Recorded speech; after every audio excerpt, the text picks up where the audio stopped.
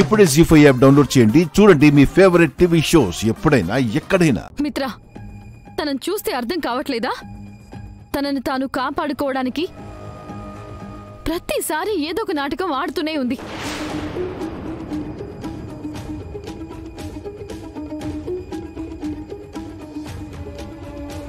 తను అనుకున్నది నెరవేర్చుకోవడం కోసం ఎంత స్థాయికైనా దిగజారుతూనే ఉంటుంది.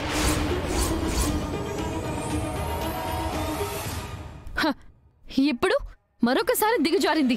మనీషా, తెలిస్తే మాట్లాడు, లేకపోతే తెలుసుకొని మాట్లాడు. అంతేకాని ఇలా తెలిసి తెలియని విషయాన్ని తిక్క తిక్కగా మాట్లాడకు.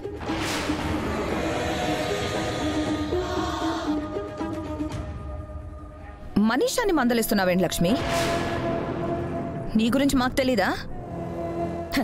ఎన్ని అబద్ధాలు, ఎన్ని మోసాలు, ఎన్ని మారువేషాలు!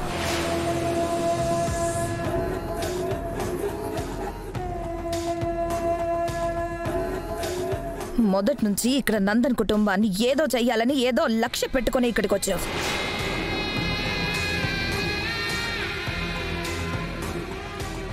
ఈ కుటుంబంలో అందరినీ హింసించాలనే ధోరణితోనే నువ్వు ఇలా ప్రవర్తిస్తున్నావు. ఇప్పుడు కూడా నువ్వు అదే చేస్తున్నావు. దేవయాని, ఇంకా ఆపుతావా?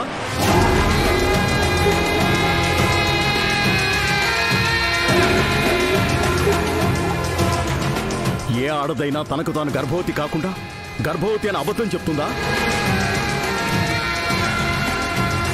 అలాంటి అవసరం ఏ ఆడదానికైనా వస్తుందా? ఇంకెవరైనా అయితే రాదు బావగారు. కానీ ఈ లక్ష్మి మాత్రం ఎలాంటి అబద్ధమైనా చెప్పగలదు, ఎంత మోసమైనా చేయగలదు.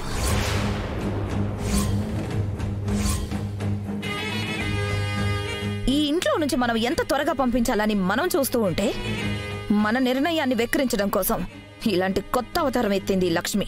చాలా సంతోషించిన అత్తయ్య గారు. అయినా నన్ను మీరు అర్థం చేసుకున్నదెప్పుడు, అక్కున చేర్చుకున్నదెప్పుడు? అపార్థం చేసుకుంటూనే ఉన్నారు.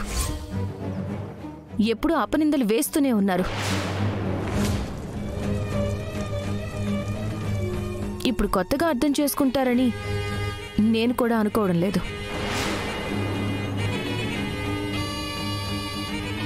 అందరి గురించి పక్కన పెట్టు లక్ష్మి. నేను అడుగుతున్నానుగా, సమాధానం చెప్పు. నువ్వు ప్రెగ్నెంట్ అయ్యే అవకాశమే లేదు. మనిద్దరం మాత్రమే ఉన్నప్పుడు అడగాల్సిన ప్రశ్నని అందరి ముందు అడుగుతున్నారు. ఇప్పుడు ఆ ప్రశ్న అందరిది అయ్యింది. ఇప్పుడు సమాధానం కూడా అందరికీ చెప్పాలి. చెప్తాను, వినండి.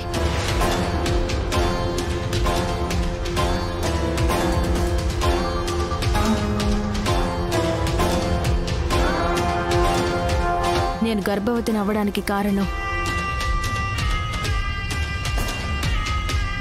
మన టర్కీ ప్రయాణం.